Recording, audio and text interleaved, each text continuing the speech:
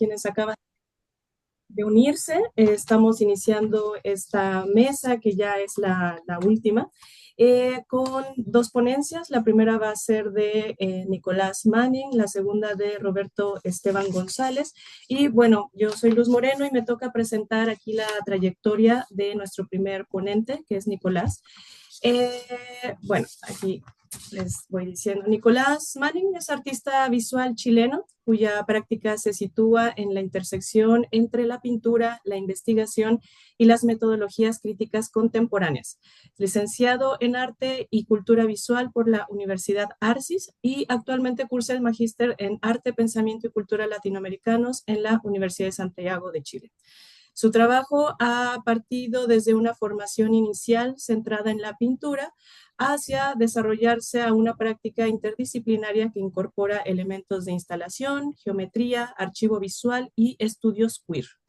Durante su trayectoria ha explorado las relaciones entre imagen, binarismos y óptica, profundizando en cómo la visualidad hegemónica, estructurada por modelos coloniales, modernos y binarios, condiciona las formas de mirar y de construir identidad.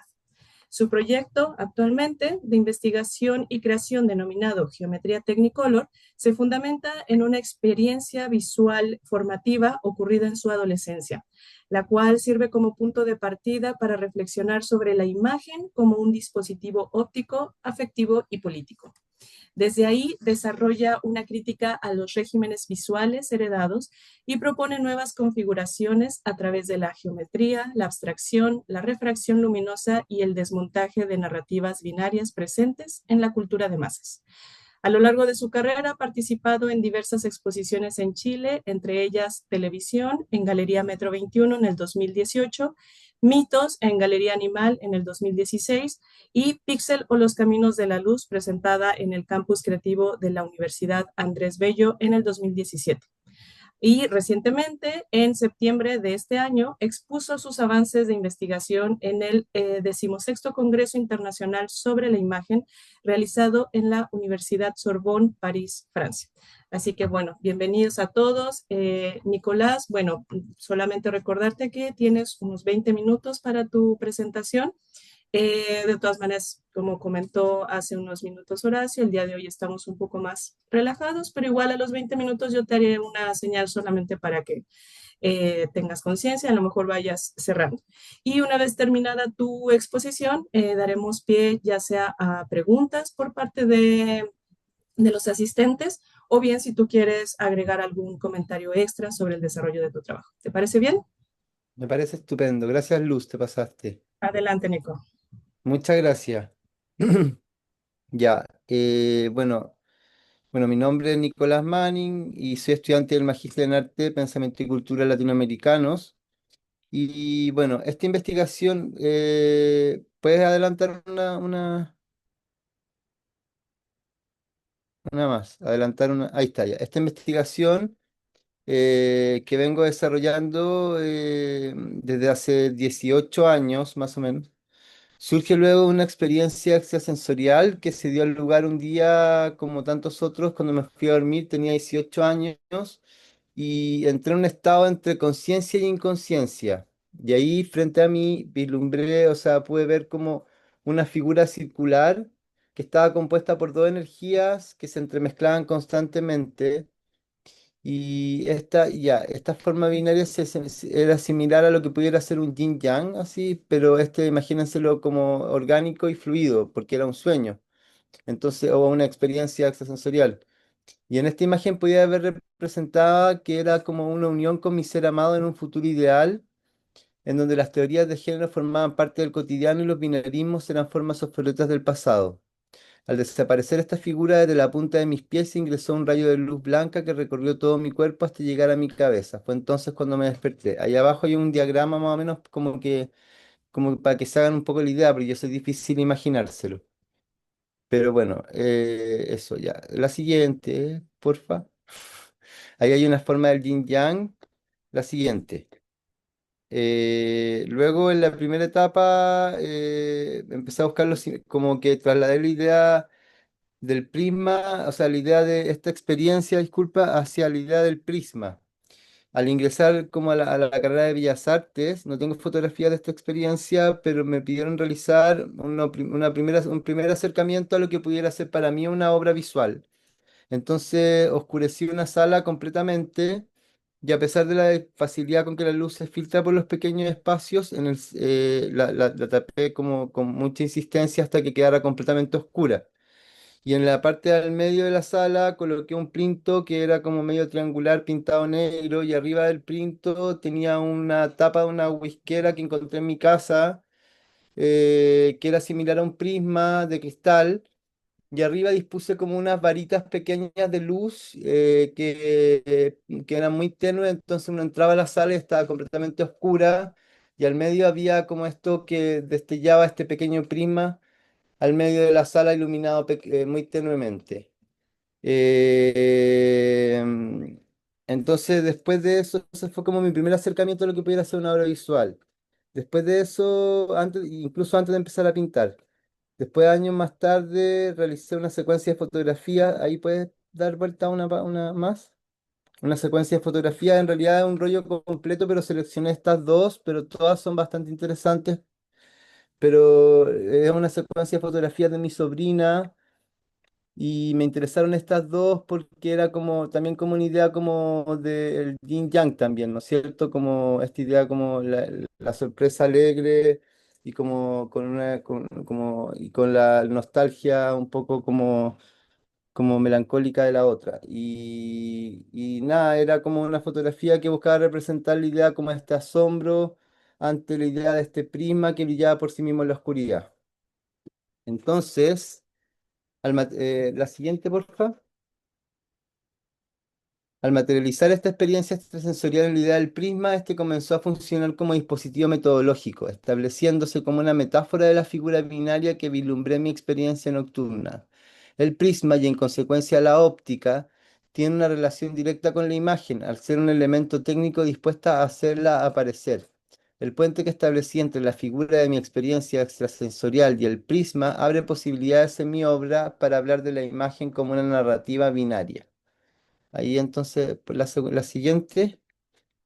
Ah, ya, para contextualizar un poco esta idea, como que tomé la idea de Cornelius Castoriadis, que es como un filósofo, sociólogo, economista, psicoanalista greco-francés, que en torno a la idea de que, claro, los discursos con esta lógica binaria y de poder que se producen y reproducen en el entorno social, finalmente logran permear las subjetividades y situarse como imagen psíquica correspondiente al modelo imperante y colectivo de representación y deseo.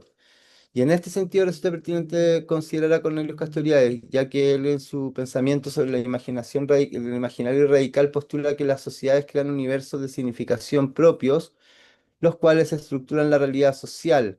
Así mi experiencia extrasensorial puede entenderse también como un acto de significación psíquica que se entrelaza con estructuras sociales e imaginarios colectivos. La siguiente, porfa. Posteriormente de eso empecé a pintar y empecé a como trasladar la idea del prisma hacia la pintura y este fue mi primer ejercicio en donde hice esta obra que se llama Despliegue de Diamante, que tiene 1,50 m por 2 metros. Todas las pinturas que he realizado durante mi trayectoria son de formatos como en general grandes.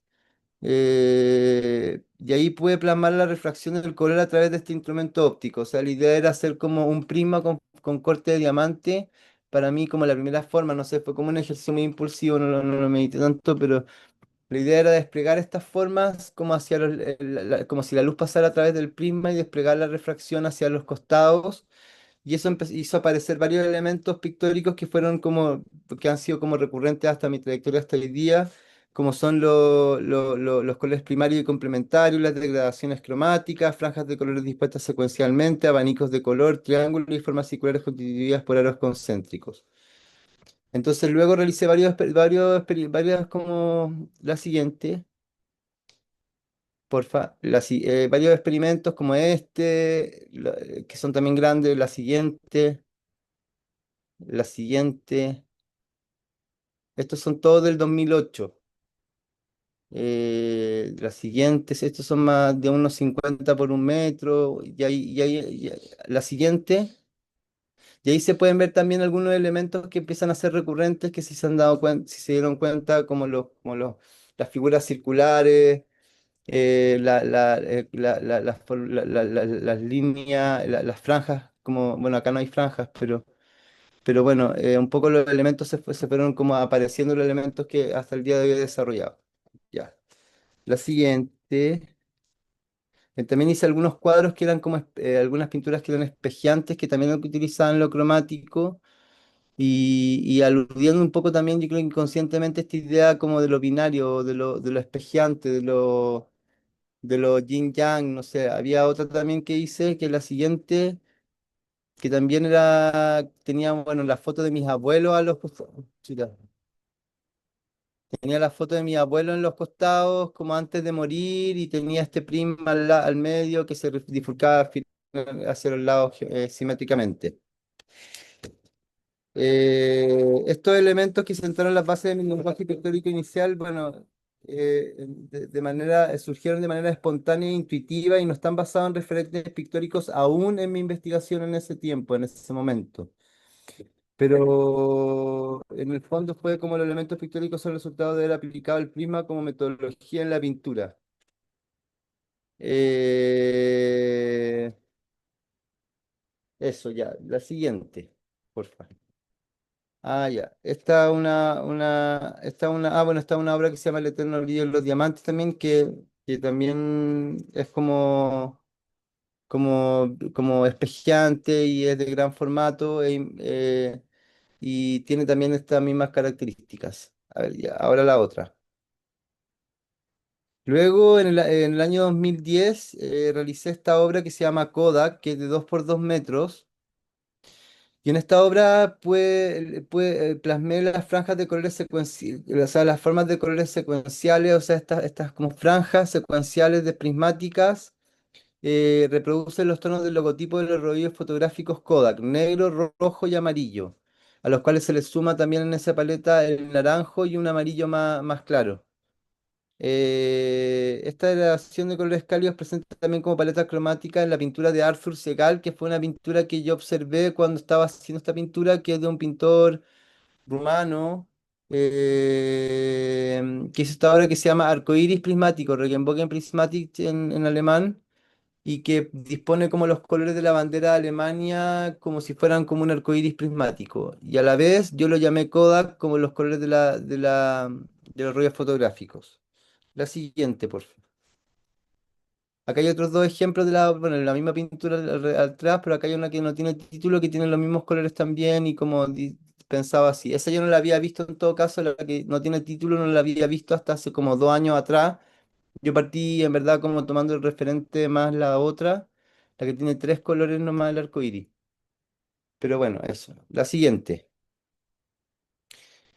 Otro de los artistas que también me interesaron fue estas obras, por ejemplo, que tiene varias de František Kupka, que es un pintor también del cubismo órfico, que es un movimiento del siglo XX, principio del siglo XX, que se dio en Europa, principalmente en París, entre 1810 más o menos hasta 1930, 1910 hasta 1930 se dio ese movimiento en París.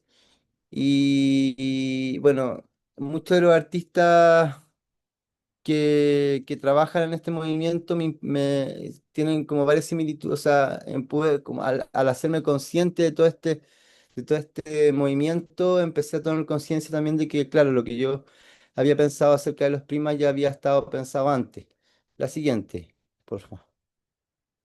Así me interesaron algunas obras de Sonia Delane, que tiene esta que se llama Prismas Eléctricos, que justamente se llama Prisma también. La siguiente. Estas otras obras de Sonia Delany que también se llaman Prima Simultánea Solar, y varias otras que tienen como estas mismas como geometrías prismáticas.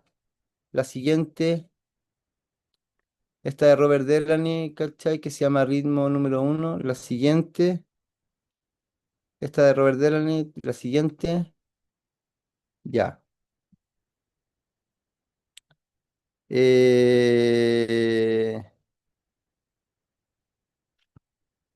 mi pintura Kodak y posteriormente mi pintura cónica establecen un diálogo entre los signos pictóricos de la pintura geométrica orfista y los logotipos corporativos de la industria fotográfica. O sea, hacen una analogía entre lo que yo vi en el orfismo, pero lo desplazo hacia lo que pasa en los logos y en los colores de los rollos fotográficos.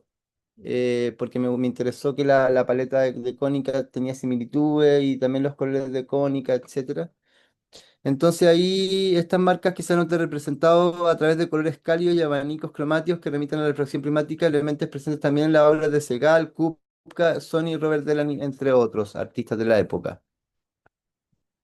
Como dispositivo técnico, se sabe que el prisma es responsable de reflejar la luz proveniente del objetivo en las cámaras fotográficas. O sea, el prisma es un elemento importantísimo para hacer aparecer la imagen, sobre todo, bueno, en las cámaras fotográficas, en las cámaras de video. Se utiliza de varias formas, también se utiliza en otros contextos dentro de las cámaras, como en los sistemas de enfoque, donde contribuye a dividir la luz para mejorar su precisión. El prisma, por tanto, no es solo un componente óptico, sino un mediador técnico que hace aparecer la imagen y con ella sus narraciones. Entonces, estas marcas de relieve fotográfico, al apropiarse del prisma y con ello de sus mecanismos de poder que esto implica el ser un elemento central en la formación de la imagen, establecen un control simbólico sobre la representación visual. Así determinan qué puede representarse, cómo debe hacerse y quién tiene el poder de representarlo. De este modo, el prisma ya no es solo una herramienta técnica, sino también un dispositivo cultural cargado de implicaciones de poder y simbólicas. Al desplazar la idea del prisma hacia el campo de lo óptico, o sea, claro, se busca hacer como un desplazamiento desde las formas que aparecen, como ya conté en el orfismo, hacia esta idea más como de pensar como la luz cómo ha sido la luz de alguna manera, como ha sido como la luz y el color una herramienta finalmente también de una herramienta que ha sido como que está en función de hacer aparecer un discurso de poder, ¿cachai? La siguiente. Ah, ya, acá hay algunas obras que hice, estas, como les decía siempre, como son no tan pequeñas, o sea, son algunos formatos medios grandes, como 1,40 por 1,80. Y aquí va a ir otra más, otra foto, otra. Esta, por ejemplo, se llama Cónica, otra más. Esta se llama Mitos, que es una primera obra que hice también como que habla acerca de esta como idea binaria, pero más como, y también integrando todos los elementos como que me interesaban, como los Cónica, como los Kodak, y a partir de esta centrífuga, ¿no es cierto?, que sería como esta, como dos fuerzas, ¿cachai?, que de alguna manera como que actúan contraponiéndose y complementándose al mismo tiempo, como con dos temperaturas distintas y que conviven. Y ahí yo creo que de manera, este lo hice. No lo hice, o sea, el diseño apareció solo, pero me di cuenta cuando apareció que claramente era una forma de hacer representar esta figura binaria que había visto también en esta experiencia. El siguiente, por favor. Eh, ya, y este se llama, este también acá aparecen también los mismos elementos. Esta es una obra grande, este es un mural que se llama Pixel en los caminos de la luz. El siguiente.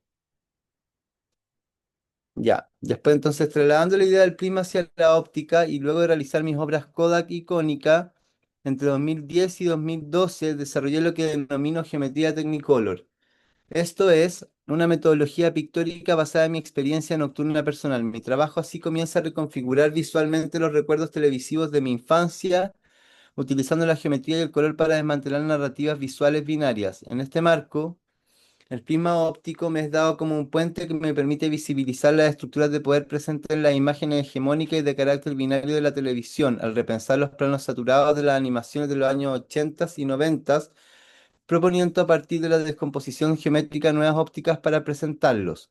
El prisma funciona como elemento metodológico que puede unificar en una composición simultáneamente, al igual que lo que pasa en la metodología o sea, metodología que utilizaron en el orfismo, mediante fragmentos la sensación o reminiscencia cromática general de las caricaturas animadas.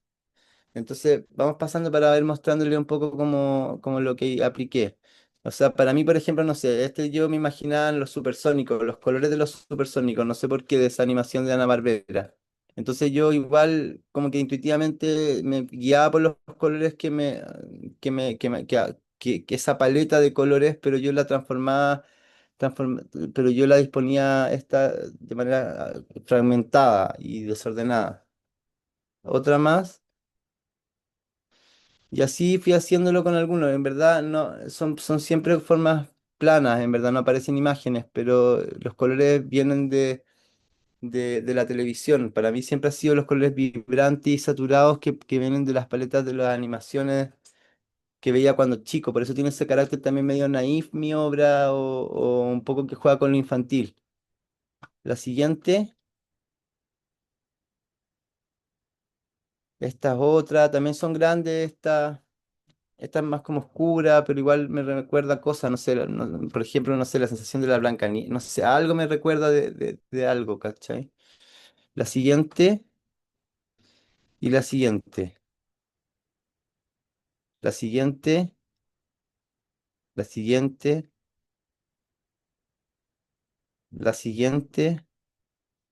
Ahí se ve un poco los tamaños. Ya. Entonces, acá voy a poner una cosa, espérate. No, antes de empezar con esto, voy a leer lo último. Dice, las paletas cromáticas de estas caricaturas, caracterizadas por su alta saturación y formas planas, conformaron el imaginario visual de generaciones, influyendo tanto en el cine como en la reciente en la televisión animada. En este contexto, mi cuerpo infantil y adolescente funcionó como un dispositivo prismático que absorbió estas imágenes que no solo entretenían, sino que también transmitían estructuras de deseo, género y pertenencia, configurando una pedagogía visual que aún resuena en la cultura contemporánea. Entonces, para pensar esto, empecé a pensar en lo binario cuál es como la lógica de lo binario, ¿cachai? Más allá de que, claro, bueno, estaba pensando entonces en una cita de María Lugones que en su texto Colonialidad y Género, que me llamó la atención, en 2008 nos dice de la manera muy clara que el proceso es binario, dicotómico y jerárquico, y que se ha argumentado que las categorías han sido entendidas como homogéneas y que seleccionan al dominante en el grupo como su norma. Entonces, sí, la siguiente. Entonces, pues empezar a pensar en los portarretratos, por ejemplo, que hay como en el retail de decorativo, que siempre te proponen la pareja que acá vamos a describir, aquella imagen de la vida suburbana de las clases medias en la cual aparece una familia nuclear de joven o de mediana edad desarrollando actividades lúdicas y en interacciones de las que emanan efectividades. Eso es simplemente una imagen que muchas veces hemos visto a través de los medios con pequeñas variantes en cuanto a la fisonomía de los sujetos y del lugar. Sin embargo, en torno a este estilo de imagen está entretejida una trama de sentido extensa y compleja que denominamos imaginario. La siguiente. Entonces, acá, por ejemplo, hay un ejemplo de los portarretratos de Kodak y de Konica que te proponen el típico momento Kodak en donde como que se proponen como representar esta idea como de la familia perfecta la familia nuclear, no sé, que tiene ciertas características que es heterosexual, de alguna raza o de alguna como hegemonía, de alguna manera que nos remite, que desplaza entonces, por ejemplo, me di cuenta que en los portarretratos, más adelante, una más. Busqué en internet y busqué portarretratos LGBTQ+, ¿cachai? Pero me di cuenta que, claro, existían, pero que se conservaba la sobrevivencia de lo dominante dentro de lo imaginario, como por ejemplo los rasgos físicos hegemónicos y europeos esperados, ¿cachai? Entonces, de alguna manera, es como que opera por, me di cuenta que lo binario va operando por adhesión y sustracción en torno a lo que se conserva como dominante dentro de dentro de esta lógica que establece una dominancia y una subalternidad o una lógica binaria de alguna manera. Entonces, como que es como más que nada como un mecanismo, ¿cachai? Eso es lo que estaba pensando en esa parte de mi investigación. Ya, después la siguiente película, la siguiente. Ya, ya. Y ahí empecé a investigar, no sé, como las películas hechas en Technicolor, la mayoría de las películas también, de las producciones de Hollywood, la trama se centra en un personaje principal, interpretado por una estrella, impulsada por un conjunto coherente de relaciones de causa y efecto que emplea una estructura de trama doble que vincula un romance heterosexual con otra esfera de acción, aventura, negocios, crimen, por ejemplo, y que utiliza el abrazo romántico como signo de cierre narrativo. Las desviaciones de tales convenciones en el cine contemporáneo de Hollywood suelen considerarse especialmente realistas y confrontadoras como especialmente artísticas o como fantasía. Entonces claro, como que en el Technicolor pasa lo mismo que en el momento Kodak y en el momento Konica al final. Entonces como que las, como en el fondo los presupuestos de la imagen a los cuales son destinados la imagen claramente están orientados como a un tipo de narrativa muy específica y que todos conocemos y que están presentes en estas películas y que también la podemos ver, mira, en la siguiente aparece también cómo esto ha sido desplazado hasta el día de hoy y que, claro, es como una narrativa súper común encontrarla en la cultura de masa y todo eso. Eso. La siguiente. Ah, ya, la siguiente. Entonces,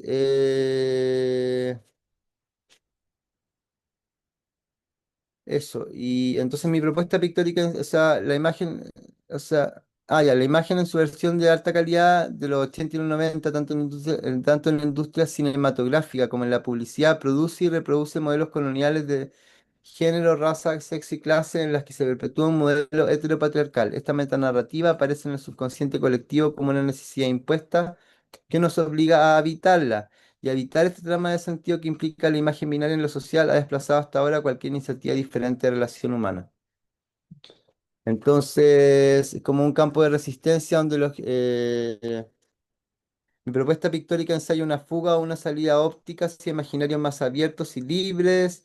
Propongo que la imagen puede ser reconfigurada como un campo de resistencia donde lo geométrico, lo cromático y lo afectivo se entrelazan para cuestionar los moldes que organizan nuestras formas de desear, de recordar y de habitar. La imagen deja de ser un simple objeto de contemplación para revelarse como una trama compleja sostenida por sus tecnologías visuales, afectos regulados y narrativas cristalizadas en dispositivos como el cine, la publicidad o el retail decorativo. Y así la pintura se convierte en un espacio para ensayar visualidades no normativas donde el color y la forma abren grietas en el relato dominante y nos permiten imaginar nuevas configuraciones para lo efectivo y lo común. Y ahí ahora va unas últimas fotos de las pinturas que he ido desarrollando, algunas pinturas, investigación práctica, colores para hacer la imagen. Y ahí hay algunas pinturas más que, como les contaba, todas como que son, claro, con este formato, que es como más inmersivo de alguna manera también. Para mí, trabajar de esa manera como como con la dimensión del cuerpo también, como poder como habitarlo, ¿cachai? Como todo el cuadro, por eso me interesa que el cuerpo tenga relación directa en sus dimensiones con la obra. Y otra más, de repente esta también una pieza que pinté una obra que pinté en una pieza, otra más. Estas son algunas de estas, otras más. Ahí aparece también. Unas son más antiguas, otras son más nuevas. Y así eso. Y así son como quedan como 5 fotos, creo, como de algunas pinturas más que he realizado, algunas obras.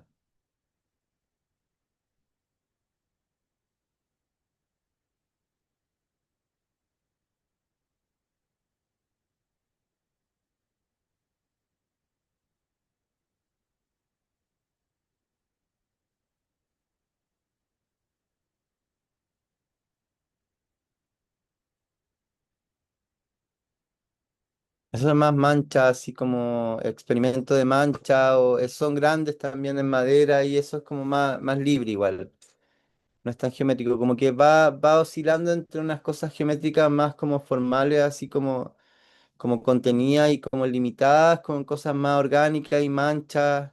También te luego entre esas dualidades también, entre lo Kodak y lo cónica, entre lo orgánico y lo geométrico, tiene cosas no sé, de varios como, es una metodología.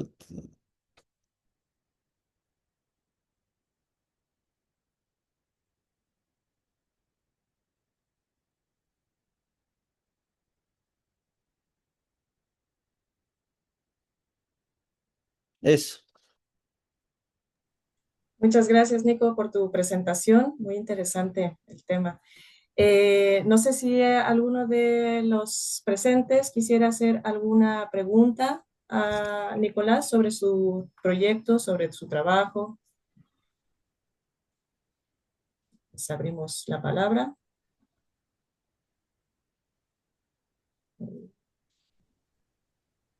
Gustavo Bueno, yo está te levantando quería... la mano. Ah, ya, Ah, acá, Gustavo, sí. Dinos, Gustavo. Hola, buenas. ¿Se me escucha bien? ¿Sí? ¿Sí? sí. Sí, perfecto.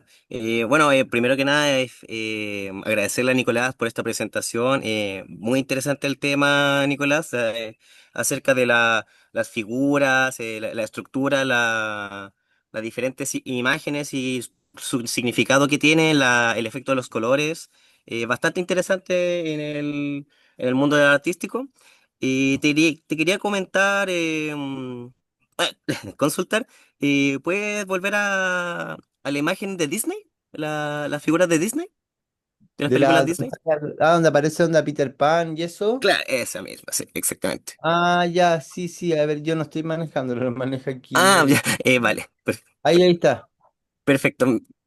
Claro, ahí, bueno, y quiero conocer tu opinión porque acá dices de que las películas Disney, yo supongo que esto se refiere más a algo antiguamente, que tiene una ¿Mm? estructura patriarcal, sí, siempre es el hombre y la mujer siempre, eh, tal vez no sea la palabra correcta, es deseando al hombre, pero eso hoy en día no se ve.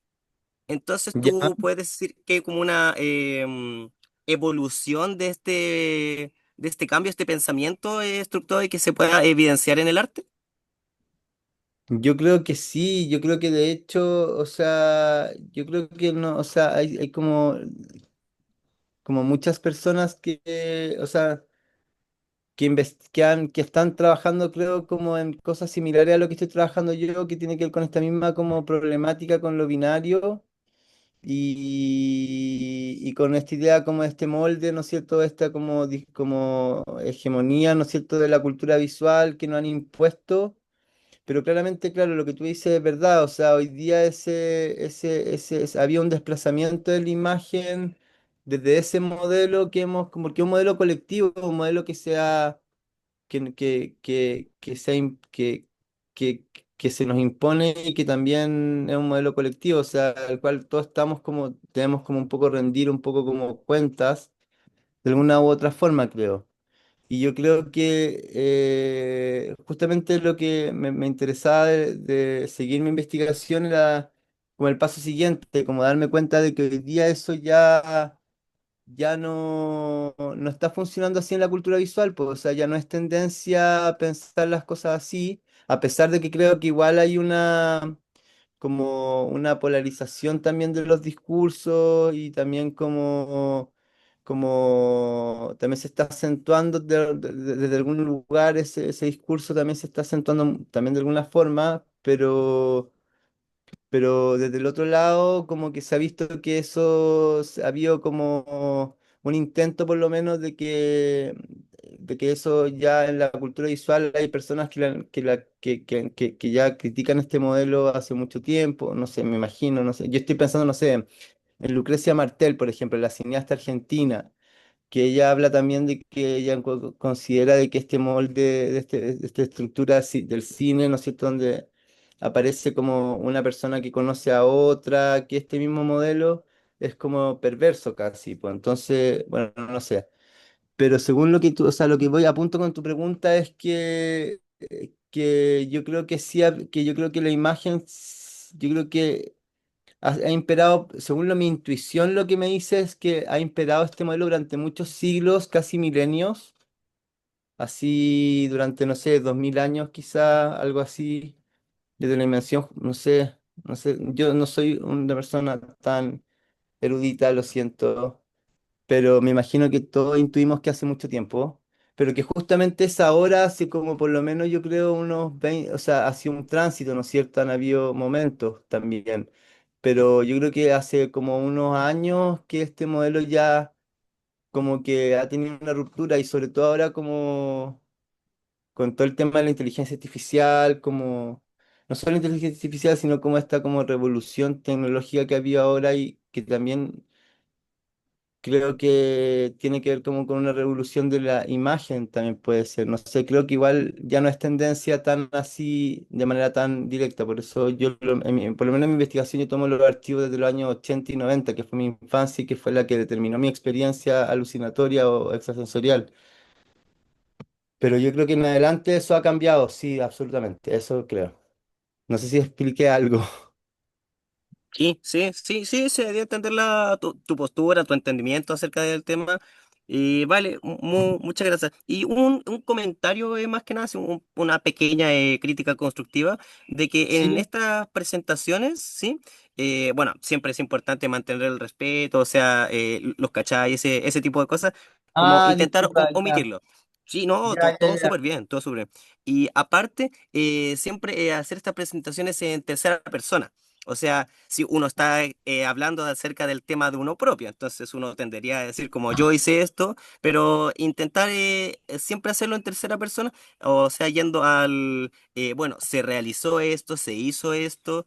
Ah, em, ya entiendo. Cada exposición o cada muestra exact- se realizó exactamente. en ese... Ya entiendo, perfecto. Sí, Sí, pero perfecto. Gracias, muy Gustavo. buena presentación. Eso, felicidades, muy interesante tu tema. Eso, muchas Te gracias. pasaste. Muchas gracias. Gracias, Gustavo, por todos los comentarios. Sí, en efecto, justamente estas instancias son para ir practicando todas estas cuestiones, ¿no? Técnicas, Sí, yo digamos, no. los tiempos y etcétera. Y bueno, también que cada contexto es distinto, de todas formas, ¿no? Hay que adaptarnos a cada instancia, pero muchas gracias. No sé si alguien más tenga alguna pregunta o comentario para Nicolás sobre su trabajo. Bueno, y yo nada más, no, si no hay nadie más, Nicolás, yo solo quería preguntarte, porque bueno, yo tuve la oportunidad de ver algo de este trabajo, pero no tan completo, y supongo que ahora ya que lo tienes más avanzado en tu investigación, ¿hacia dónde apuntala? O sea, ¿hacia dónde tú crees que va a terminar esto? Digo, yo sé que va a seguir en avance, pero para ya lo que es tu estudio de magíster, en que a dónde va a quedar este proyecto. Ah, ahora estoy trabajando como aplicando todo esto, pero de manera, o sea, todo este tránsito, este proceso que he tenido hasta ahora, aplicándolo de manera más como a partir de una metodología más clara y más, ya más consciente. Y quiero seguir con la pintura probablemente, pero de manera en que sea una pintura expandida, que sea una pintura inmersiva, que utilizar también la simultaneidad, o sea, esta idea de que la imagen está construida como desde en todas sus partes al mismo tiempo como un todo, o sea, como un todo unificado que hace aparecer la imagen, ¿no es cierto? Más que hacerla de una forma así como, como lineal o sea, desconstruir esa idea de plasmar la obra. Y también eso más que nada, bueno, y en la obra específicamente que estoy trabajando en la tesis, voy a trabajar como con, a partir de una obra en específico que tiene tres momentos, entonces en esos tres momentos como que se puede desestabilizar también esta lógica binaria y, y eso. Y yo creo que yo me gustaría, bueno, seguir eso. Yo creo que es por el momento como eso y no sé qué va a seguir ahora en adelante. Igual voy a trabajar también para la tesis como con la idea de un póster también, con una imagen de un póster de las típicas imágenes de los pósters, de los portarretratos del retail, pero va a estar intervenida en la que el rostro de la cara del varón va a estar en la cara de la mujer y la cara de la mujer va a estar en la cara del hombre y va a tener los logotipos de Kodak y de Konica.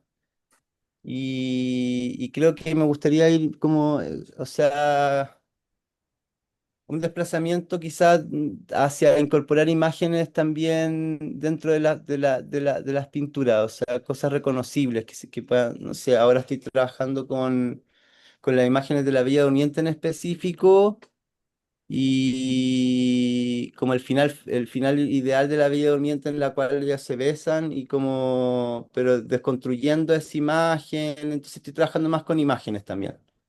Eso por el momento.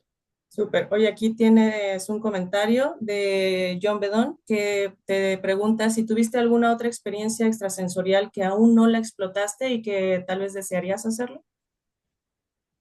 Tengo o sea, tengo como facilidad, o sea, o sea, me han pasado cosas, igual sobre todo sueños lúcidos me han pasado. No, no sé si, creo que igual tengo esa facilidad creo, como de soñar cosas que se cumplan igual. O sea, no sé si esto se ha cumplido, pero igual onda, me pasa esa idea de que como que se me revelan cosas en sueños igual. Es súper heavy. Pero no he pensado todavía seguir trabajando con eso. Más que nada, la única que me ha llamado la atención y con la cual quiero trabajar más profundamente es con esta experiencia, yo creo. Muchas gracias, Nicolás. Y bueno, si no hay más preguntas, ¿les parece si pasamos a la siguiente? Ah, ya, gracias. Ya.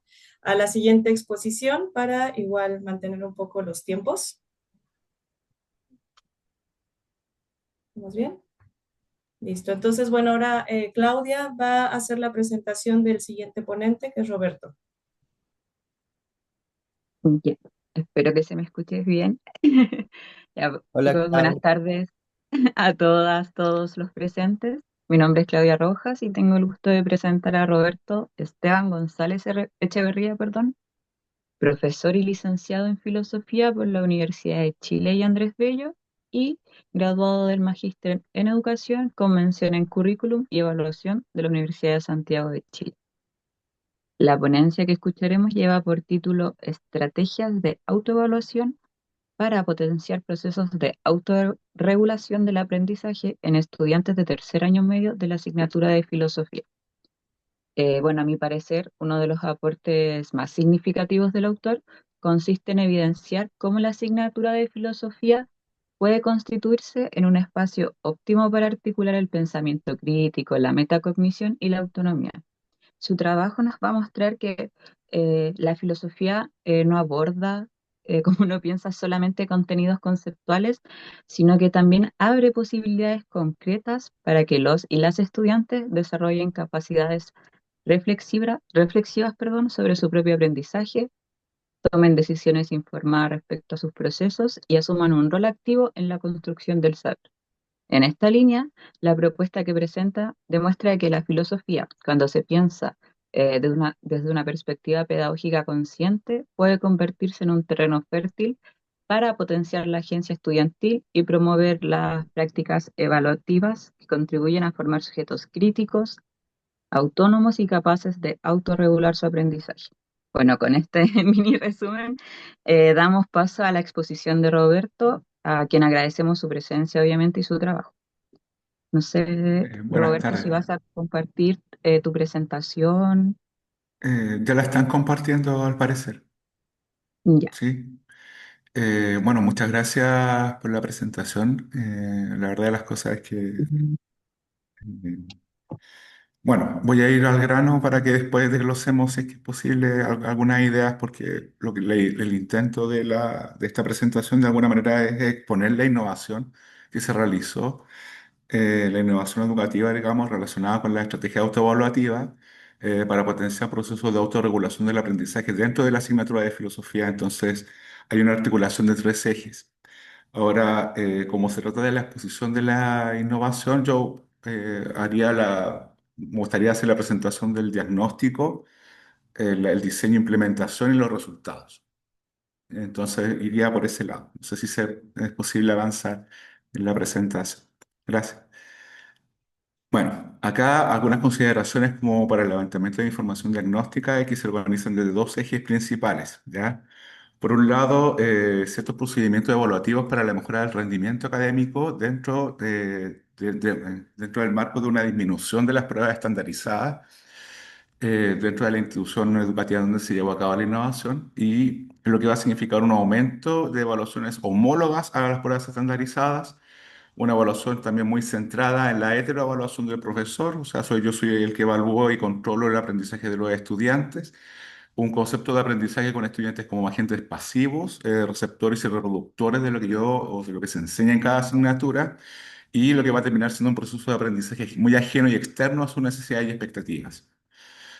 Para poder detectar posibles problemas de aprendizaje invisibilizados dentro de este marco evaluativo, de este marco cultural evaluativo que toma la escuela con mucha fuerza, ¿no? Como para tratar de romper, digamos, la disminución de los resultados en estas pruebas estandarizadas, que se van a considerar los conceptos de metacognición, autorregulación y evaluación formativa para poder vislumbrar de qué manera está ocurriendo invisibilizadamente la actividad y la participación de los estudiantes en la construcción de sus aprendizajes. El contexto educativo se lo va a considerar desafiante. Se trata de una institución con 1.400 estudiantes, 87% en condiciones de vulnerabilidad social y provenientes de familias de clase media baja que buscan oportunidades de movilidad social, digamos como oportunidad, digamos, dentro de su futuro. En la siguiente presentación, en la siguiente diapositiva, bueno, algunas cosas que considerar para el levantamiento de información diagnóstica dentro de un enfoque metodológico mixto concurrente. Se utiliza un FODA aplicado a las tareas encargadas de UTP con los conceptos de evaluación formativa, metacognición y autorregulación. Se considera ahora una entrevista semiestructurada aplicada a dos profesoras del nivel de tercer año medio. Sería el instrumento cualitativo con los conceptos de evaluación formativa, descentralización de la evaluación, metacognición y autorregulación del aprendizaje y un test psicométrico de autorregulación del aprendizaje según el modelo de autorregulación cíclico de Zimmerman. Esto es aplicado a 85 estudiantes del electivo de tercer año medio de filosofía. Este instrumento viene con las tres escalas, con los tres momentos que son muy importantes dentro del concepto de autorregulación: planificación, ejecución y monitoreo de la tarea, y el concepto de autorreflexión y autoevaluación final, digamos, del aprendizaje. Bueno, con estos datos, en la siguiente planilla se muestran algunos datos o evidencias que se presentan que son muy fuertes. Con el test de autorregulación del aprendizaje aplicado a los estudiantes, se evidencia que el solo 20% planifica objetivos académicos, el que solo un 29,4% realiza una planificación de esos objetivos en una estrategia de aprendizaje propio, autónomo o activo por lo menos.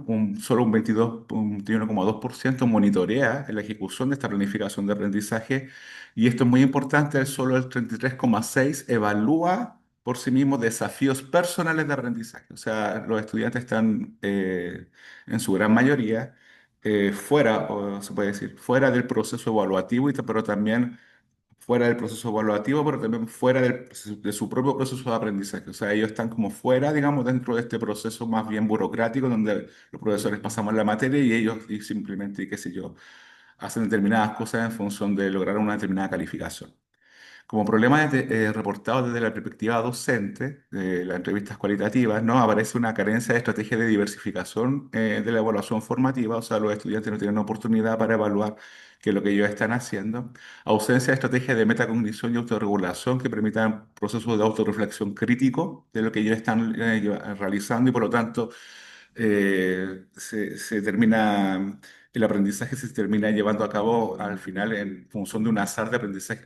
¿En qué sentido? Como eh, llevando a cabo un proceso de, ¿cómo decirlo?, de logro o error, por decirlo así, éxito-error, pero azaroso, sin control de parte de ellos mismos. Y aparece una complejidad, digamos, del proceso autoevaluativo. O sea, no se considera el proceso autoevaluativo en realidad que están haciendo los estudiantes con respecto a lo que ellos están haciendo en ninguna de las fases de la autorregulación. Y acá es muy importante considerar que el concepto de autorregulación es el modelo cíclico de Zimmerman, que en otros autores se utilizan otros conceptos de autorregulación y todo el asunto. Bueno, problemas muy concretos detectados por el equipo de UTP: falta de autorregulación de los estudiantes orientados a metas de aprendizaje, carencia de desafíos de aprendizaje por parte de los estudiantes y una orientación a metas evitativas. Por poner el caso, así como por ejemplo de lo que sería una meta evitativa, ¿no es cierto?, el uso del celular constante, por ejemplo. En la siguiente diapositiva aparece la triangulación de estos datos, ¿no es cierto? Aparecen tres problemas centrales: triangulando procesos evaluativos, formativos, no sumativos, formativos, y por otro lado, estos tres procesos de autorregulación. Por un lado, la evaluación formativa no involucra a los estudiantes en procesos de planificación estratégica ni en el establecimiento de objetivos académicos. El monitoreo y control metacognitivo, autorreflexivo del propio aprendizaje, no es desarrollado con estrategias de evaluación formativa, ¿ya? Que permita a los estudiantes una autoevaluación de la ejecución de la tarea, del proceso de donde ellos están aprendiendo, durante el momento que están aprendiendo. Y falta de claridad en estrategias para la autorregulación del aprendizaje, de modo que los estudiantes puedan tomar conciencia del proceso y el producto a través de una autorreflexión metacognitiva de la tarea. Estos tres problemas se van a condensar, así como con mucha fuerza, en el último, que es carencia de procesos de autoevaluación que potencian procesos de autorregulación del aprendizaje. Esto se va a desglosar en la siguiente diapositiva de la siguiente manera. Considerando este problema detectado dentro de este trabajo de innovación, se va a considerar como problema, ¿no es cierto?, la carencia de estrategias de autoevaluación que potencian procesos de autorregulación del aprendizaje en estudiantes de tercer año medio en la asignatura de filosofía. Como objetivo general, se propone potenciar procesos de autorregulación del aprendizaje a través de la construcción de estrategias de autoevaluación para la mejora del aprendizaje en estudiantes de tercer año medio de la asignatura de filosofía. Como objetivo específico uno, el diseño de esta estrategia de autoevaluación con foco en potenciar estos procesos de autorregulación. Como objetivo específico 2, ejecutar la estrategia de autoevaluación con foco en la autorreflexión y la metacognición. Y como objetivo específico 3, analizar los resultados de esta estrategia evaluativa y su promoción o potenciación, qué sé yo, de la autorregulación del aprendizaje con los estudiantes de tercer año medio de la asignatura. ¿Cuál es el marco que aparece, digamos, en la siguiente diapositiva, el marco como teórico, por decirlo así, la fundamentación? Bueno, son tres ideas centrales. Por un lado, el concepto de Ernesto Paradero y Alonso Tapia, el concepto de autoevaluación como objetivo instruccional, como metodología o práctica evaluativa, y a su vez la autoevaluación como proceso inherente a la autorregulación. O sea, considerar a los estudiantes, o sea, considerar la autoevaluación como una práctica evaluativa que yo puedo realizar como profesor, y por otro lado, considerar la agencia autónoma que están realizando los estudiantes en términos reflexivos como proceso inherente a su autorregulación, cómo ellos orientan sus objetivos, cómo ellos planifican, cómo ellos estructuran sus actividades, cómo ellos piensan sus desafíos, si es que los tienen, si es que logran siquiera pensar. Por otro lado, aparece el concepto de autoevaluación como descentralización de los agentes evaluativos, lo que va a significar la propuesta de Inés Ríos y David Herrera. En este caso, al considerar que los estudiantes, los pares, los profesores, podemos en conjunto realizar procesos evaluativos. O sea, no solo yo como el agente innovador acá, o como un profesor, ¿no es cierto?, realizar la evaluación, como heteroevaluación, sino que los estudiantes puedan realizar una autoevaluación o una ecoevaluación. Y eso como una práctica evaluativa válida y confiable y que reporta mejoras en los aprendizajes.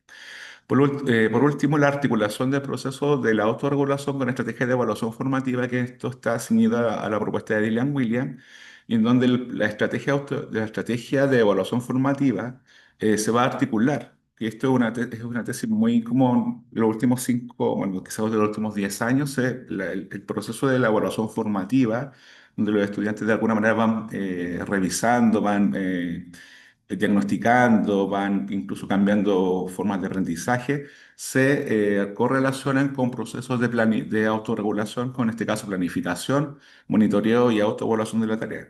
Estos tres conceptos van a implicar entonces una comprensión de la autoevaluación como un proceso metacognitivo y autorreflexivo del propio aprendizaje. Bueno, este marco es súper importante en el momento de pensar el diseño de este trabajo de innovación. Lo que viene es, bueno, como lo que se plantea en general más adelante, lo que se plantea en general, digamos, como una... No sé si es posible pasar a la siguiente diapositiva. Bueno, la estrategia, digamos, es la construcción de esta estrategia autoevaluativa considerando un diseño e implementación dentro de la asignatura de filosofía con un electivo de tercer año medio de la asignatura de filosofía.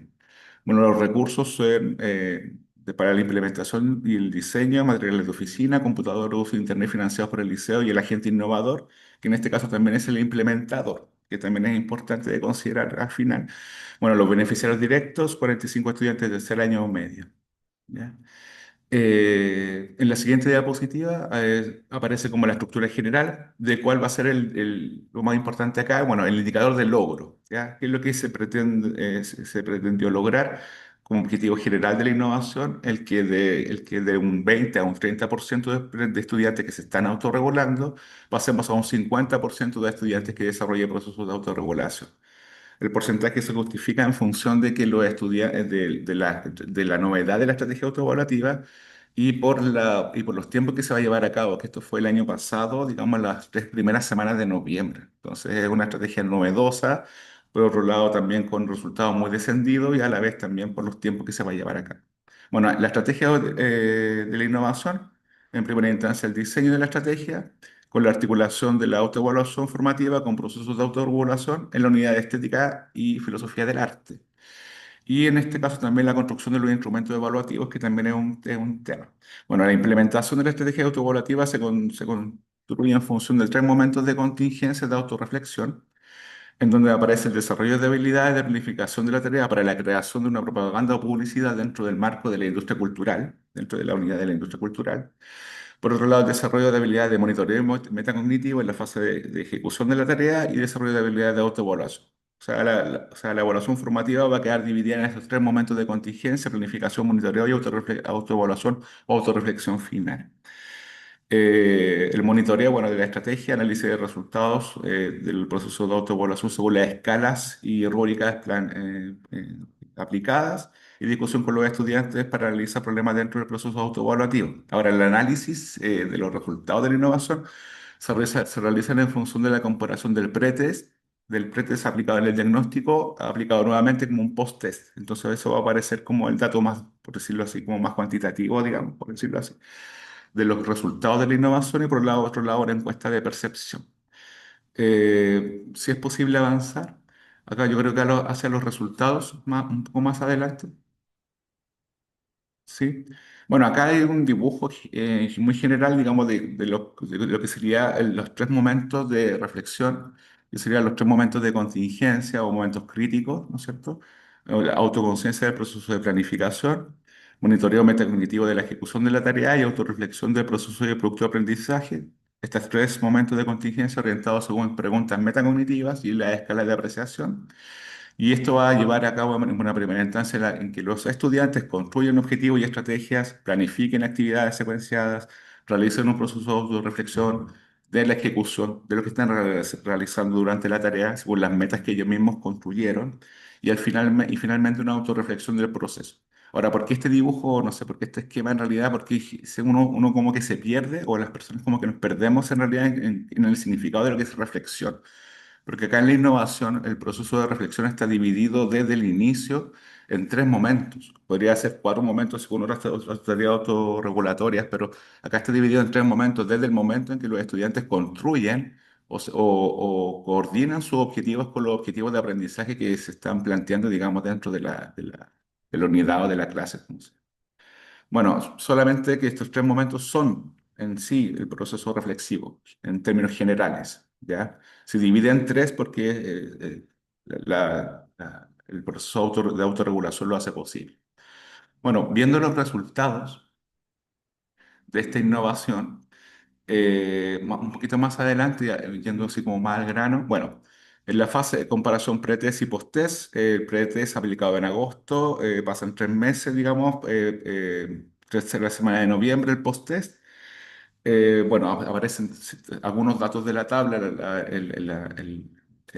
este trabajo, perdón, el test son como 50 preguntas en realidad, más que eso, pero yo sé que cogieron algunas para dar algunos resultados.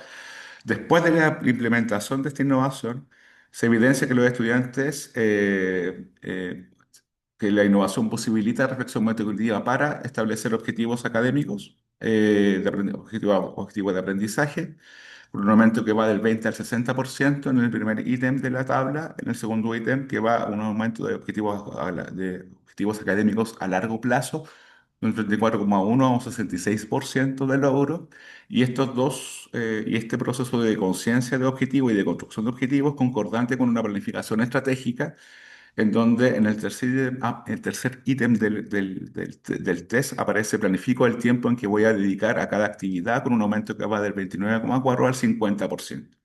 En términos muy a grosso modo, digamos, acá estamos cumpliendo, se cumple, digamos, el objetivo general de la innovación. Si bien es cierto que tener en consideración que el proceso de planificación puede ser el más complejo de realizar dentro de esta gran reflexión, digamos, metacognitiva.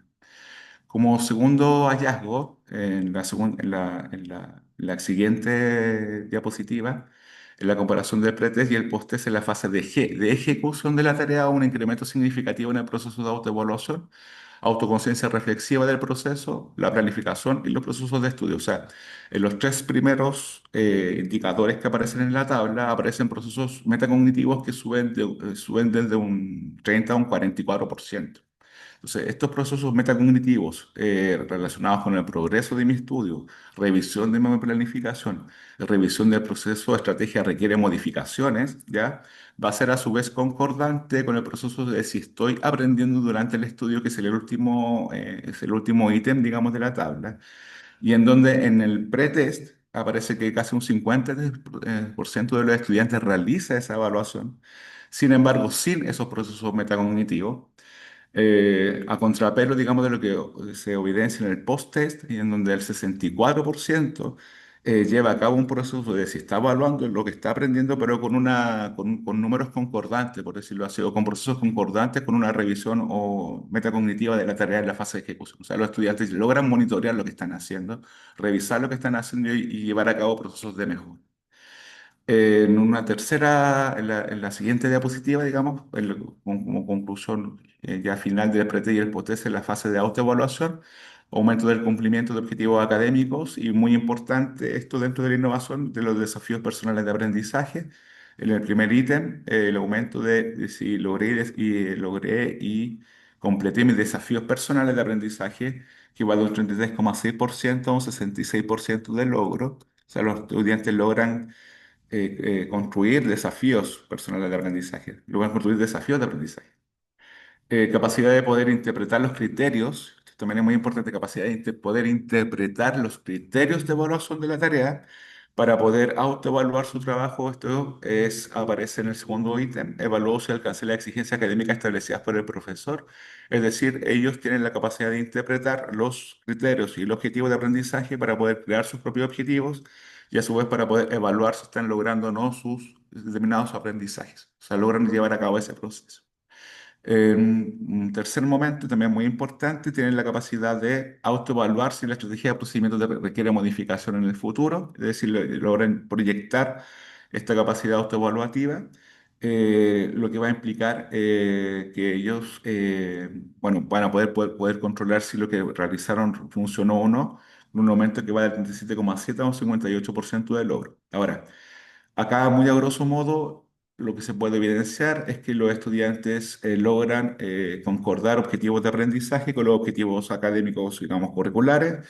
Por otro lado, logran llevar a cabo procesos evaluativos alineados con procesos de autorregulación y finalmente lo van a poder llevar a evaluar desafíos personales de aprendizaje en un 66%. O sea, ellos logran llevar a cabo un aprendizaje autorregulado y autocontrolado, digamos, lo cual, digamos, es como la evidencia más sustancial en este momento. O sea, hay una evidencia de que este proceso mejora aprendizajes en la asignatura.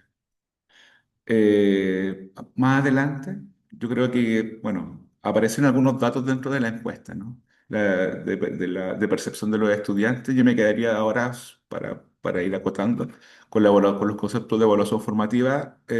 Bueno, se utilizan los mismos conceptos del diagnóstico, evaluación formativa. 2/3 de los estudiantes reporta que la autoevaluación mejoró la realización de un trabajo autónomo, les ayudó a interpretar evidencia del trabajo realizado, ayuda a interpretar evidencia evaluativa, o sea, se vuelven agentes evaluativos, y ahí la evaluación formativa es una oportunidad para tomar decisiones de mejora en su aprendizaje, sea en el momento en que se está realizando como para lo que podría llegar a ser un aprendizaje futuro. En el caso del concepto de metacognición, bueno, el 61% de los estudiantes percibe que las actividades de autoevaluación ayudaron a la toma de conciencia del propio aprendizaje, que es un poco lo que se realizó anteriormente, y casi un 50% reporta que las escalas de apreciación como instrumento evaluativo ayudaron en la toma de conciencia de su propio aprendizaje. Dentro del caso, bueno, con el concepto de autorregulación, 2/3 reporta que logran planificar su estudio, más de la mitad que logran monitorear la ejecución de lo que están realizando como monitoreo metacognitivo, y 2/3 que la autoevaluación ayuda a la autorreflexión de la tarea. Bueno, finalmente, como valoración de la innovación, bueno, perdón, como resultados no previstos, algo muy importante. Bueno, como resultado no previsto de la innovación apareció algo porque acá la gente que diseña e implementa es el que también realiza acá, en este caso yo, ¿no? Soy el que realiza la innovación. Y aquí aparece una discusión evaluativa entre los estudiantes, entre profesores y estudiantes.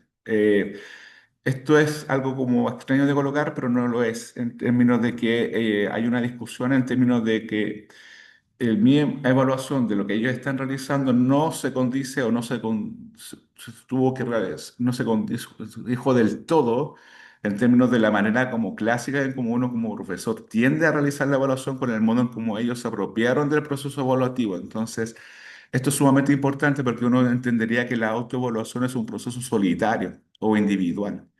Y en realidad acá el proceso no se puede llevar a cabo si no hay una fuerte mediación y un fuerte andamiaje por parte tanto de los propios estudiantes en conjunto, tanto por el propio estudiante como individual y también por el profesor. Entonces no se puede considerar la autoevaluación como un proceso solitario. Y eso fue como algo que apareció, digamos, como un resultado, entre comillas, no previsto.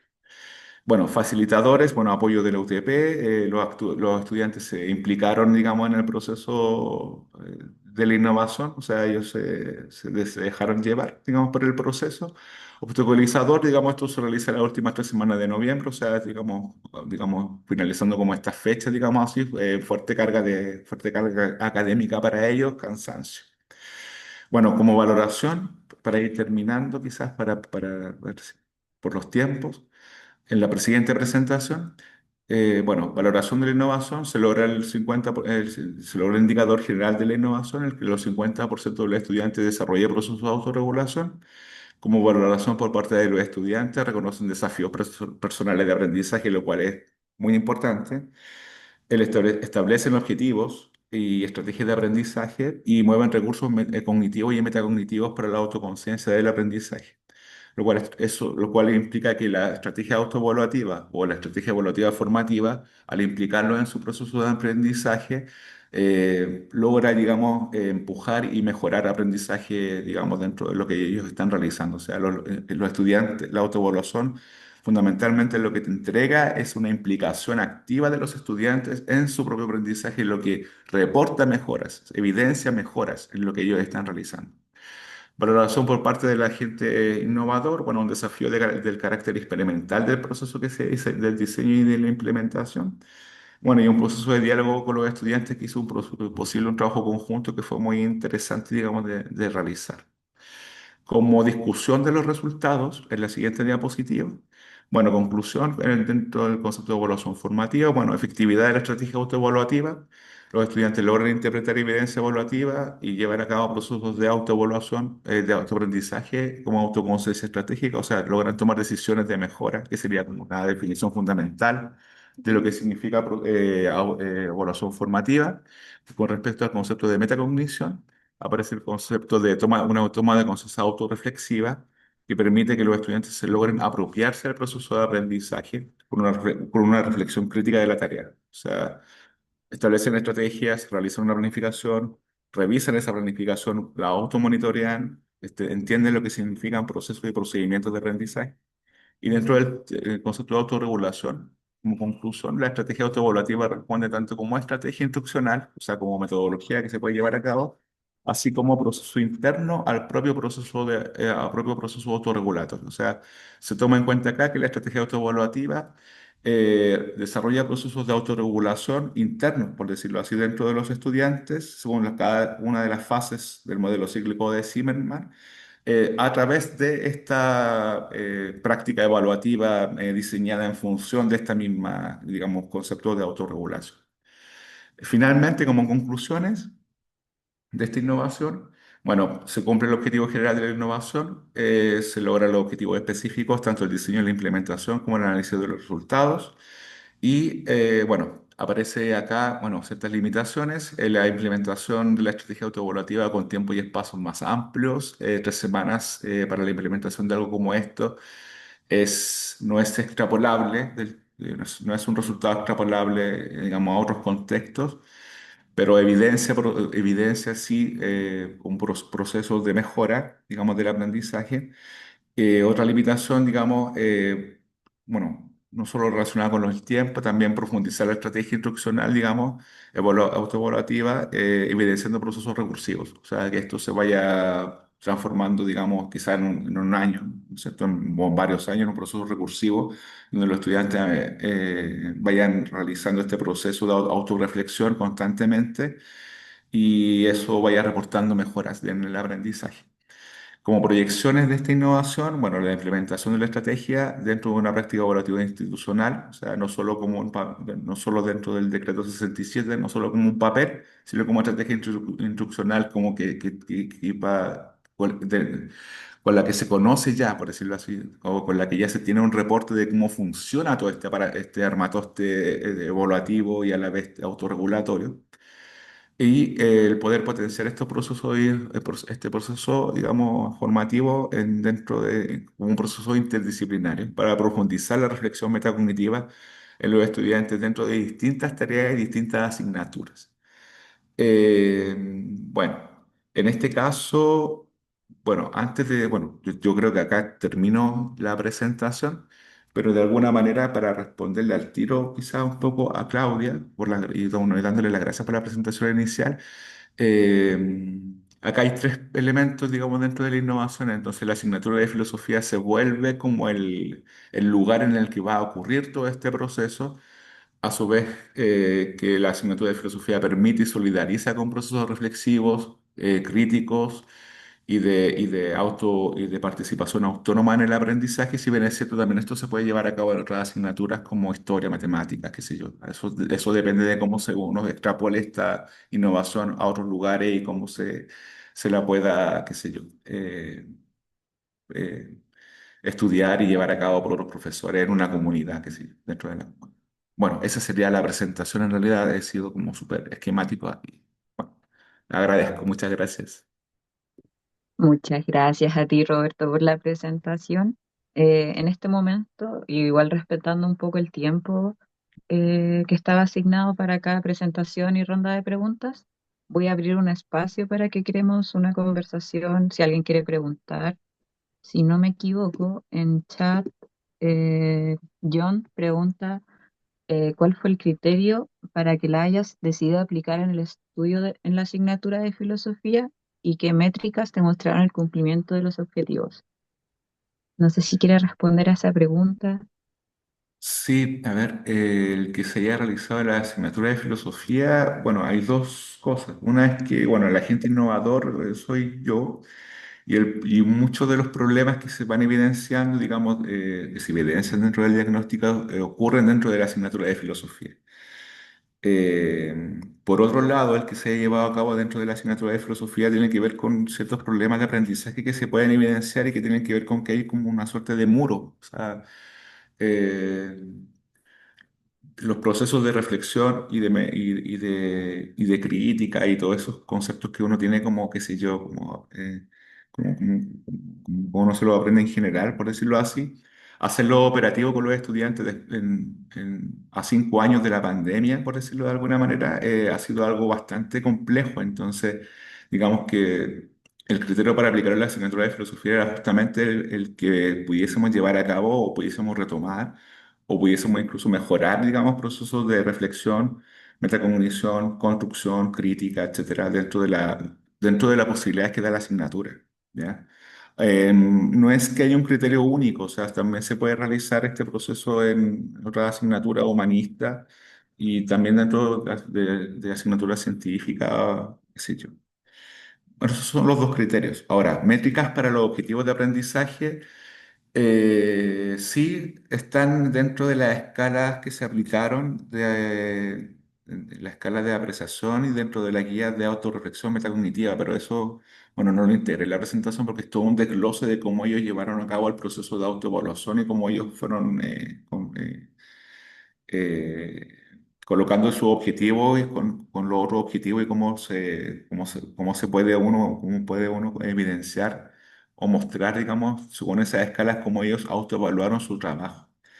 Ahora, igual es importante considerar que dentro de la autoevaluación y de la corregulación o coautoevaluación, o sea, coevaluación, no existe una taxonomía. Entonces, ahí eso es importante decirlo así, es como lo que plantea Heidi de Andrade, ¿no? Sabemos que algo pasa, es como cuando ella habla de la caja negra. Eh, es como que nosotros sabemos que está pasando algo cuando hacemos estas cosas, por decirlo así, cuando implementamos esto del asunto y tenemos resultados, ¿ya?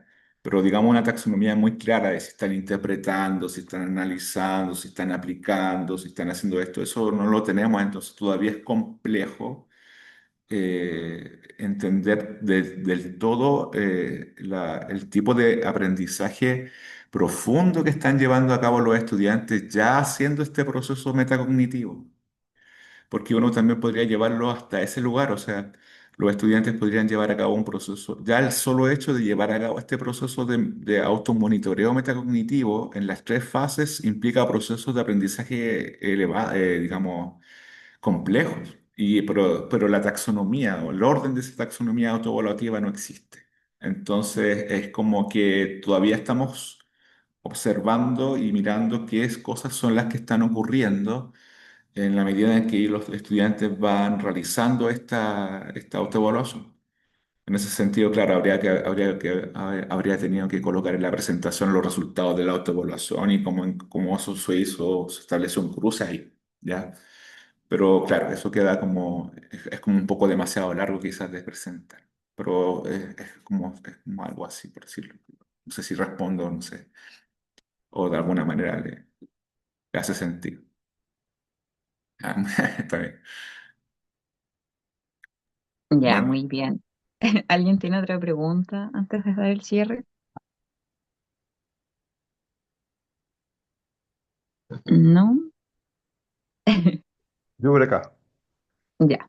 Sí, muchas gracias Roberto por tu presentación, todo el trabajo que has desarrollado. Se nota que ha sido bien intenso.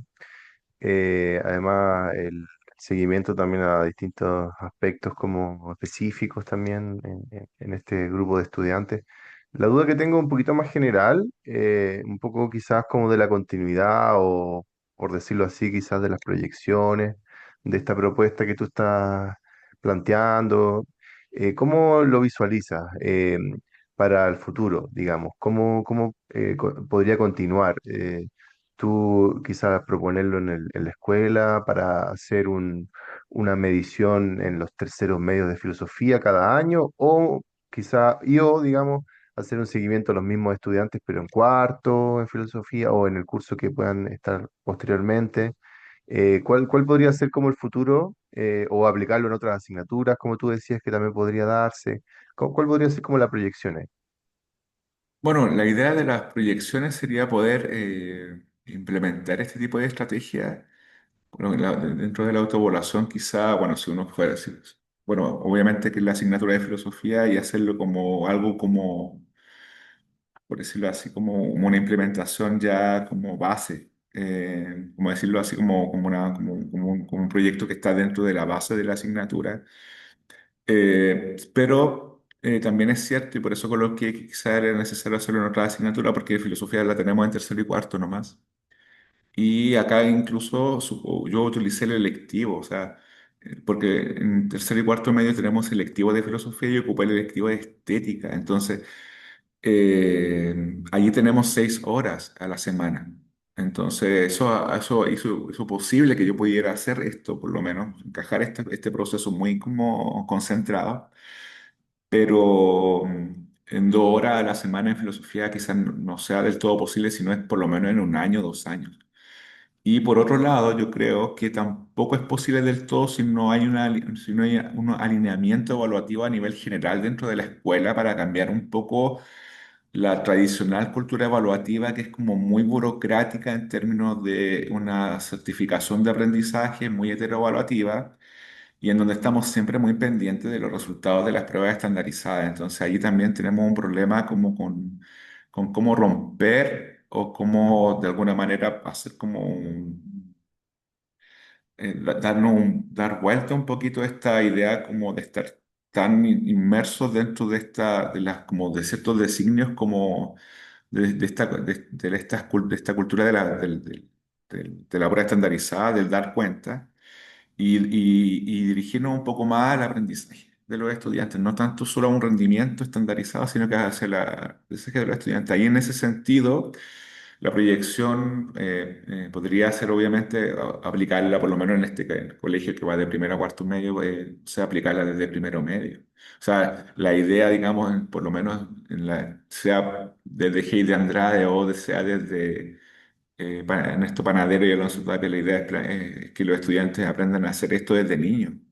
Porque además, bueno, no sé, la evaluación formativa se centra mucho en la retroalimentación, en la retroalimentación que yo puedo realizarle a los estudiantes. Pero para que ellos puedan comprender una retroalimentación, ellos tienen que ser capaces de poder ser agentes evaluativos. Y eso es como una evidencia o sea, eso es como una evidencia que se ha ido desarrollando en los últimos 10 años y en donde claramente para que ellos puedan comprender mi retroalimentación, ellos necesitan entender procesos evaluativos, autoevaluativos o coevaluativos o heteroevaluativos, de manera que ellos puedan como realmente poder utilizar esa retroalimentación.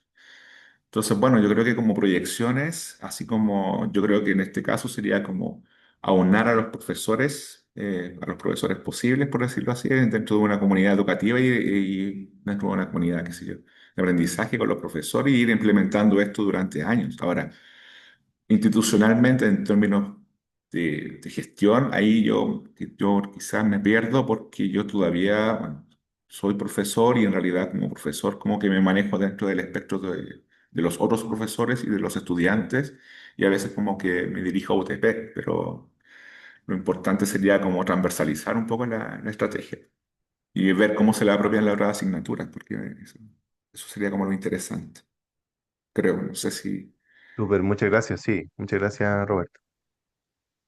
Muchas bueno, gracias, eso. Roberto. Igual, súper interesante tu presentación. Yo estudié en el colegio en el cual te hiciste la investigación. También soy profesora de filosofía, entonces encuentro que eh, es fundamental que esta misma método que tú utilizaste se empiece a emplear en otros ramos que no sea filosofía y sobre todo en el electivo, porque hay varios colegios que no tienen estética o que no tienen filosofía política. Mm. De hecho, yo tengo una pregunta que es como muy cortita en realidad, en la cual no sé si me podrías explicar un poco, perdón, qué elementos de tu propuesta permiten pensar la autorregulación como una práctica genuinamente formativa y no solamente como algo funcional a los marcos evaluativos tradicionales. Sí, o sea, lo que pasa es que creo que por lo menos el concepto de autorregulación, así planteado por lo menos por Zimmerman, por, qué sé yo, por Provocart, no sé, por otros autores, inevitablemente va a implicar un proceso que te va a llevar a, o a ver la motivación de los estudiantes, o a ver procesos metacognitivos, o a ver sus emociones en términos de cómo ellos están gestionando sus emociones en términos de sus aprendizajes. Entonces, yo creo que el concepto de autorregulación no sé si es tan, no sé si les sirve tan, no sé si sirve tanto para una cultura sumativa, sinceramente. Yo creo que para una cultura sumativa lo que a ellos les sirve es colocar la nota, es como pero cuando yo coloco una nota, suponte, y yo estoy presionando al estudiante con un número, lo estoy presionando con un castigo, qué sé yo, lo estoy presionando con una idea media punitiva, digamos, de la evaluativa, yo no lo estoy regulando, pues lo estoy desregulando. O sea, en términos de aprendizaje, o sea, él no está haciendo nada más que recoger lo que yo, o sea, la agencia evaluativa y la agencia del aprendizaje la tengo yo. Entonces el estudiante lo que hace es recibir o no recibir, es como o me escucha o no me escucha, o me pesca o no me pesca, por decirlo así de alguna manera. Porque en el fondo soy yo el que controla todo. Entonces yo creo que, y eso no es regulación, no es, yo diría eso no es autorregulación. Porque la autorregulación va a implicar que el estudiante va a tener que implicarse en la planificación. Entonces, ahora, por otro lado, inevitablemente creo yo, quizás pensando de otra manera tu pregunta, inevitablemente la cultura evaluativa internacional y nacional está muy pegada a esta evaluación estandarizada. Entonces uno siempre escucha la evaluación estandarizada de la OCDE, de la evaluación estandarizada PISA, evaluación estandarizada, porque parece ser todavía el recurso a través del cual se está monitoreando, digamos, el estado de los países que se todo el asunto. Y creo que acá en Chile todavía hay un problema de cómo se está implementando el decreto 67 y cómo están realmente implementando esta prueba estandarizada, porque la prueba estandarizada es muy pesada, o sea, es como tiene un impacto muy fuerte en la escuela y atemoriza mucho a la escuela, a la institución. Y los padres, por un lado, no son los que van a ayudar, los padres quieren resultados. Entonces tenéis dos públicos, por lo menos dos públicos. Tenéis el público de los padres que quiere resultados, que quiere mejoras, que quiere esto, que por qué te así, que por qué asá.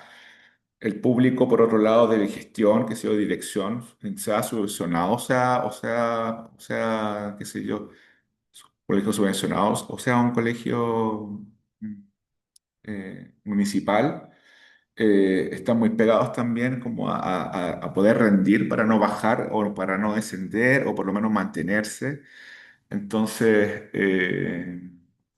es difícil hacerle el quite en realidad, sinceramente. Creo que lo que podría pasar en términos macro es que para posibilitar estos procesos de autorregulación reales, es que la prueba estandarizada pueda realizarse, pero no con el impacto que tiene ahora. O sea, que la escuela pueda diversificar procesos evaluativos, no solo entre profesores, entre profesores, entre estudiantes. Entonces, yo creo que el concepto de autorregulación va para, empuja quizás, puede empujar para las pruebas estandarizadas, pero la prueba estandarizada tiende más a la certificación, al control, es una prueba que está como en una cultura evaluativa más pasada, más técnica, que ya no está dentro de lo que se está proponiendo actualmente en evaluación. Entonces, bueno, no sé si respondí bien, es como difícil hacerle el quite a la prueba estandarizada, muy difícil, imposible si tiene ese impacto en una escuela, a no ser que esté en un colegio particular. Muy difícil. Pero por otro lado, yo creo que igual existe la posibilidad, qué sé yo, de que en determinadas, bueno, en filosofía podemos porque quizá no estamos dentro de la prueba estandarizada, pero no nos llega directamente algo desde gestión o desde administración de la escuela, pero igual creo yo que es posible hacer que estos procesos vayan ocurriendo a medida que los profesores los vamos realizando. O sea, en este momento la pelota está en los, digamos, dentro de este tipo de evaluaciones, dentro de esta nueva cultura evaluativa que se está llevando a cabo, se está proponiendo ahora, la pelota yo creo que en este momento estaría, por lo menos acá en Chile, en términos macros, están en los profesores. Si somos nosotros los que lo hacemos, o podemos hacerlo o no, porque en realidad desde gestión y desde los apoderados no nos van a apoyar, pero por otro lado los estudiantes sí nos van a apoyar. Tenemos dos públicos. Los estudiantes nos van a apoyar, sí, van a estar implicados, van a hacer lo que nosotros queramos hacer, ellos van a, qué sé yo, van a meterse en todo, pero el público que tienen en el colegio, por otro lado, te va a criticar y los resultados cómo son y cuánto tiempo y qué pasa con tal cosa y todo el asunto. Ahora, igual esto, no sé, bueno, da para hablar mucho de eso, pero yo creo que en realidad es como un poco darle una vuelta a esta cultura evaluativa clásica. Y yo creo que en filosofía también sería interesante abordarlo igual. Como que siempre pensamos en la cultura evaluativa en términos muy clásicos, como muy tradicionales, o no tradicionales, sino como ya un poco pasados. Porque ahora estamos en la evaluación formativa, estamos pensando en conceptos de autorregulación, estamos pensando en procesos de metacognición, estamos pensando de forma distinta la emoción y la motivación dentro del aprendizaje. Entonces, es como, filosofía es como un lugar como ideal igual como para llevar a cabo esos procesos. Entonces, como que estamos ahí, podríamos estar liderando procesos así como sin tanto, de una manera muy justificada y muy alineada a lo que hacemos. Más que mala, en toda esta, después termino. más que mal, todo lo que se llevó a cabo acá en esta innovación fue un proceso de reflexión. Entonces siempre es como, si bien es muy tradicional el concepto de reflexión que está acá, tú también lo puedes modificar, po. O sea, tú lo puedes transformar, depende. Entonces, o sea, creo que igual es muy atingente a la asignatura, si bien este concepto de acá es muy tradicional, como reflexión, pero se puede transformar, porque hay otros autores y autoras que lo han llevado a cabo. Ahora, ¿es muy experimental todavía? Sí, eso sí. O sea, no hay muchos recursos que tú puedas encontrar y donde puedas decir, ah, acá hay un proceso que yo pueda direccionar. No, no existe tal cosa en realidad. En Latinoamérica no, no tenemos esa evidencia. Bueno, no sé si le respondí más o menos a Claudia. Sí, muchas gracias, Roberto. Y yo creo que ya para ir cerrando, Jonathan había levantado la mano, no sé si quiere preguntar o si está ahí todavía. Sí, sí, estoy aquí. ¿Me escuchan? Sí. Sí, muy interesante el tema. La primera pregunta es, ¿todo este trabajo es para algún tipo de posgrado tuyo o está disponible, se puede revisar de alguna manera? O sea, la tesis está publicada, se publicó Ya, hace 2 meses, ya, ahí aparece perfecto. todo. Sí, Ya, se puede leer y están los ya, sí, claro, ¿no? recursos. Porque No porque, sí, es bastante interesante el tema y generalmente los problemas que uno tiene con los alumnos. eh, ¿Cómo los haces que participen ellos, que cómo los mide? ¿Ya? O sea, a buscar, siempre hay que estar buscando herramientas para que el hecho de hacer clase independiente de la asignatura que sea, no sea una lata.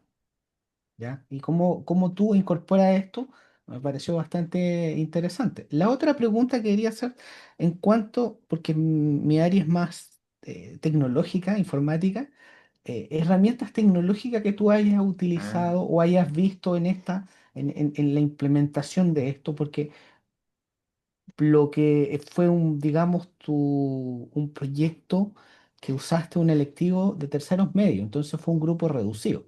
sí. Ahora, visualizando esto a futuro, alguna herramienta que, primero, que hayas utilizado y segundo, que te haya hecho falta, ¿ya? Porque entiendo que al, muchas cosas que quizás tú quieres hacer o que te gustaría hacer no están implementadas o no existe alguna herramienta que te pueda ayudar a mejorar esto. Entonces, digamos, mi duda o mi pregunta va más por ese estilo, por ese lado. Saber qué herramienta usaste y qué herramienta o qué tipo de herramienta te hubiese gustado tener para mejorar el proceso. Bueno, hay dos, yo creo, bueno, muchas gracias por la pregunta. Bueno, yo creo que igual utilizamos mucho, bueno, acá, bueno, la sala de enlaces, bueno, acá los computadores del colegio para poder diseñar, crear la publicidad, la propaganda, poder visualizar, digamos, los distintos, por decirlo, eh, las tesis de Adorno, qué sé yo, la tesis de lo que significa la industria cultural y todo el asunto. Pero digamos como instrumento, yo diría que la tecnología acá, por lo menos en términos de actividades de creación, eh, alineadas con un proceso reflexivo, yo creo que sería súper importante tener o utilizar, no sé, ahora está muy, no sé si habrán programas, no sé, eso depende, quizás habría que verlo con el profesor de, no sé, de matemática o informática, pero ahora está como se está poniendo con mucha fuerza la idea de la inteligencia artificial para poder realizar estos procesos, entonces yo creo que se podría utilizar. Ahora, igual hay que tener límites bastante claros con respecto a ese uso, sobre todo porque no está autorizado en menores de 18 años. Entonces, habría que tener ojo con eso, igual, con esas autorizaciones y con el... Pero claro, se podría utilizar algo así en términos de que los estudiantes pudiesen realmente llevar a cabo un proceso de reflexión, no que estén como copiando lo que dice la inteligencia. Yo creo que en términos tecnológicos, en actividades de creación, es súper factible llevar a cabo este tipo de procesos. O sea, siempre nos va a faltar quizás ese tipo de instrumentos. Ahora, también lo que ocurre, y por lo menos acá ocurre, en la institución acá, es que nos faltan a veces como recursos didácticos más concretos. A veces bueno, yo soy un profe que ya tengo de mi edad, pero necesito los libros de clase, o a veces necesito libros o texto o otro tipo de recursos con los cuales los chiquillos puedan leer, no sé. Y eso no, lo tenemos así como muy como de una forma muy poco. Puedo lanzar una guía, así como puedo tener la guía, una guía, así como, sí, acá está la guía, pero la verdad es que un libro es distinto. Tener un libro de filosofía y poder llevar a cabo ese proceso de leer también eso. Yo creo que depende de cómo uno piense la innovación, o bueno, piense esta idea y cómo un poco uno la imagine en su asignatura. Ahora, no sé, en este caso lo hicimos en filosofía, no tuvimos oportunidad de trabajar con. Porque acá no tenemos profe de tecnología en tercer y cuarto medio. Primero y segundo medio nomás es tecnología, entonces tercero y cuarto medio no tenemos ni arte ni tecnología. Eso se podría realizar, creo yo. Bueno, no sé si, bueno, insisto, no sé si le puede responder bien. Está también la pregunta. Sí, no, sí, me respondiste, muchas gracias. Y lo que pasa es que yo conversaba hoy día en la mañana con el organizador aquí y le comentaba que muchas veces justo se dio este punto. Muchas veces hay áreas totalmente diametralmente opuestas. Por ejemplo, yo soy del área informática y tú eres del área de humanidades, o sea, diametralmente opuesta, pero y es muy difícil que nos podamos reunir en otra instancia para hacer este nexo de conocimiento, de creación de conocimiento, porque yo voy a tener una expertise por mi formación y tú tienes otra totalmente distinta y la idea no es, o sea, la idea es trabajar en conjunto para encontrar herramientas que yo te pueda facilitar a ti y tú me puedas dar a mí, porque los dos tenemos, o sea, en este caso, en este ejemplo en particular, tenemos formaciones distintas, pero la idea es complementar tu formación con mi formación y yo poder aportar a la tuya. Entonces, por eso te preguntaba, porque de verdad me interesó bastante el tema y Mm. me gustaría leerlo más adelante y también ver, quizás aportar de alguna manera a que esto se siga implementando. No me quedó claro la última pregunta para no alargar esto. ¿En qué escuela fue la... es pública o es particular su O institución? sea, lo que pasa es que por unas cuestiones éticas yo no puedo revelar la institución. Ya, pero es Porque no me pública, dieron no quise pedir autorizaciones acá, ya, no lo hacemos. En general, bueno, por lo menos mis compañeros tampoco del magíster lo hicieron, o sea, ya. ¿Pero es no pública o es estamos así como, privada? es subvencionado, Ya, listo. Con esa información es suficiente. es Es para, subvencionado, pero para... no, es por el término ético no podemos revelar ni siquiera la identidad de los estudiantes, nada. No, claro, lo entiendo No podemos hacer nada de perfectamente. eso. No, no. Pero era para saber en qué área estaba la escuela instaurada, estaba Mm, ahí, ¿ya? Así que de verdad me gustó mucho la mm, presentación y muchas gracias por la sí. respuesta. Bueno, lo que habría que hacer ahí es ahora innovación y la innovación se tendría que llamar comunidad de aprendizaje entre los profesores. Y eso se lleva a cabo durante varios años para poder llevar a cabo un trabajo sustentable, porque si me meto con otro profe a hacer un trabajo es una ensalada, porque a la embarrada, o sea, es mucho, es mucha pega. Que no tenemos horas lectivas muy bien organizadas y las horas lectivas se pierden en otras cosas, entonces eh, esa sería otra innovación, la otra innovación que voy a hacer, y esa innovación tendría que ser la comunidad de aprendizaje con los otros profesores,